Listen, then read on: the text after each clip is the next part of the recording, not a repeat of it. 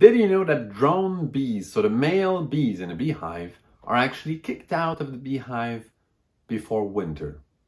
So now, the very physical reason of this would be the bees have to go through winter, their food supply is limited, the males don't work much, they don't do much, their role is very limited, so let's get rid of them so we keep enough food to sustain the viability of the hive during winter.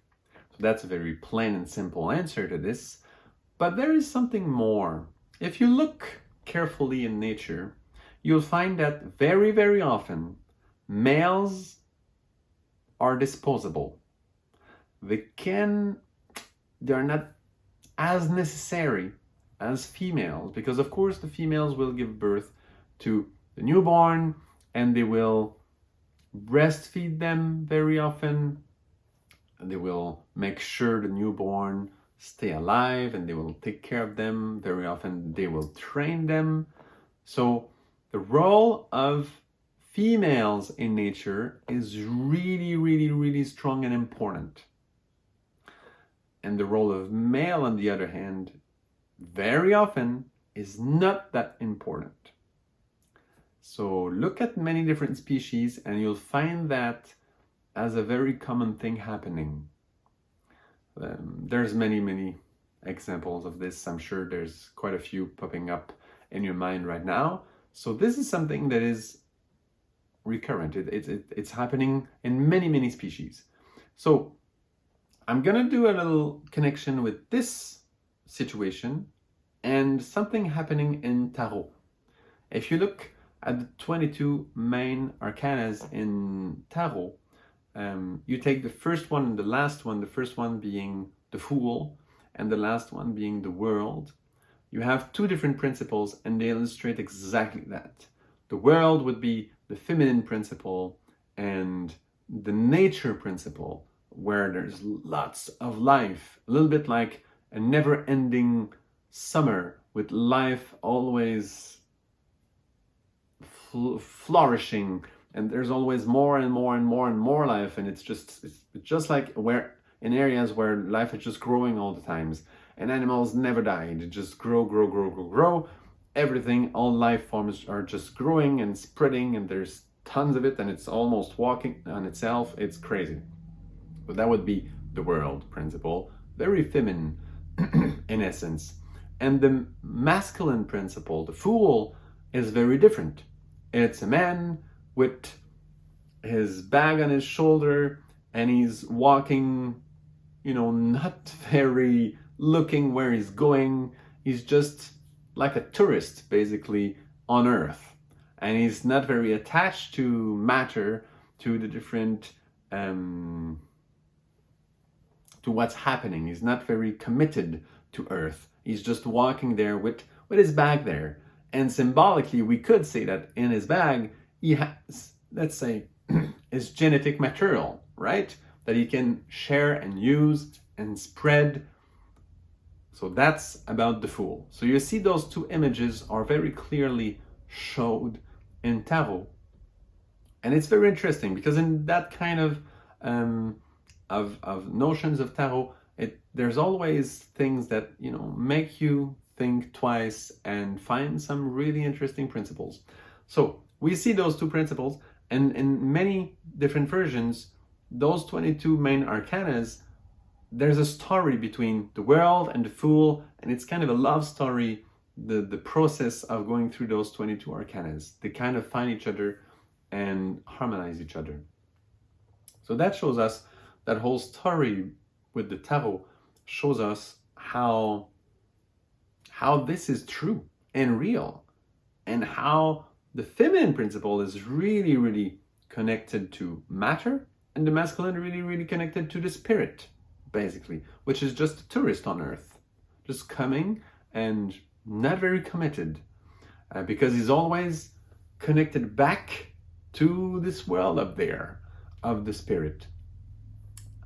So of course, when we say this, there's many different things happening within us, depending who we are. Some men will say, oh, it's not true that we're not important. We have a role to play. We're not disposable. What is this? And we are responsible in all this. And some women will say, well, yeah, it's true, or very important. And finally, or some women will also say, it's not true that men are connected to the spirit. Men are not spiritual. And so we have a lot of different reactions to this. Let's make sense out of that situation and what the drone bees are showing us by being kicked out of the beehive, and how the worker bees are showing us also that path by kicking the drones out of the beehive. So what is this connection to men and the spirit? What is it bringing? What does it allows men to be and to do? And what does that connection to matter allows women to do on earth? And see the difference between both. This is really crucial, because very often nowadays we tend to try to make them the same, and always try to say, oh yeah, women and men can do the same things, they're exactly the same, they are equal, and all this. Of course, we don't have to say, oh, that one is lower than this one, and let's not do this. Of course, they're equal in that sense, but they are very different. And those differences are important to know, because this is us, and this is our life. And it's actually the poetry of life to understand those principles. So if you think about women, for example, connected to matter and all this, they are perfect to really care about what is happening in that incarnation where we are, about the life of the newborn, about life around themselves, to care, to have real care, because they're committed to that life on earth. While men, they're not the best for this, to care for children and all this. They can, and some will be really good at it, but naturally, it's not so much in them. Some will like to educate, to teach and all this, but that care energy, to be always there to help and all this, it's way more feminine. The masculine energy will be way more ready to go and to study day and night to find a solution, because they don't care about what is happening on earth so much. They don't care so much about their relationships. They do, and many men will be responsible in all this, but they're different. They're connected to the world of the spirit. They're connected to exactly that, studying day and night. What does that mean, to study?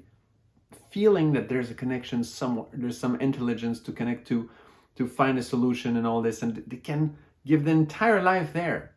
And some will use that same energy to, play hockey, play football, or whatever. They will use that same energy to do something repeatedly many times, and becoming really good at it, because while they do this, they feel connected to that spirit, and they're not so much committed to taking care of everything, preparing the meals, cleaning everything around. This is so much more feminine. And I'm not saying that men shouldn't clean, shouldn't prepare meals, and let's not get into some old thinking. I'm just saying that naturally there's this connection there, because the masculine principle, and we see it in the bees, that masculine principle is connected to something that is not that much committed to life on earth. And we have to face this. We're very different, men and women, and that creates the whole love story between men and women. It's to understand and to see and to love, and this is just beautiful. So now that this is outlined, I also wanted to mention that since drone bees, those male bees, are disposable, let's say, well, some beekeepers, and that started in Romania, maybe it happened before and other places, but Romania really made something out of it.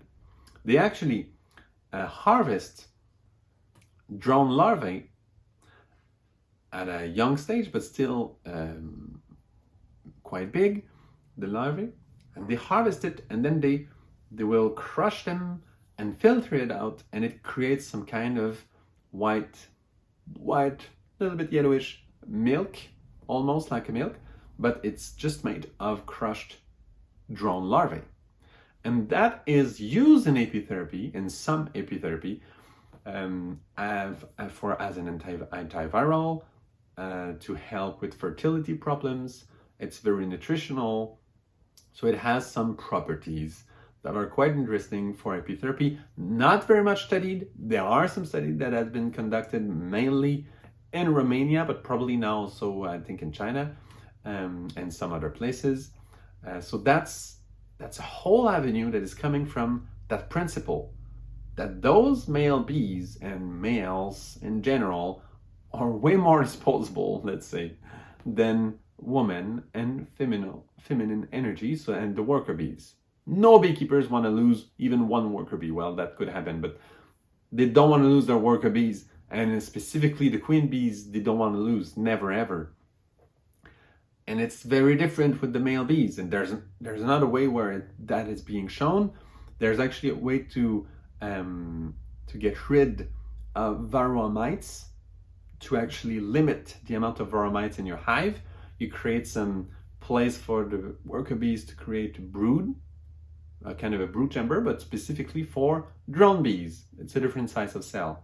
So you create this, and the queen will lay some drone eggs in there, male eggs, and when they grow, and as soon as the cell are closed with the larvae in, you remove those and you dispose of it, because the varroa mites love to go in that drone brood. So you remove lots of varroa mites all at once with that method. And again, it's showing us how disposable are drones. And it asks us to understand that difference between that masculine energy and feminine energy. And none of them is better than the other. It's just two different principles. They work together, they have their qualities, they have their flaws as well, on Earth at least, for us. So yeah, so it shows you a little bit about this. I'm not a huge fan of Apilarnil personally, because what I really love about bees is that non-violence principle. And when you crush drone larvae, even though if they are disposable, I don't like it that much. That being said, it is used, so I just wanted to mention it. Thank you very much, and see you another time for another apitherapy video.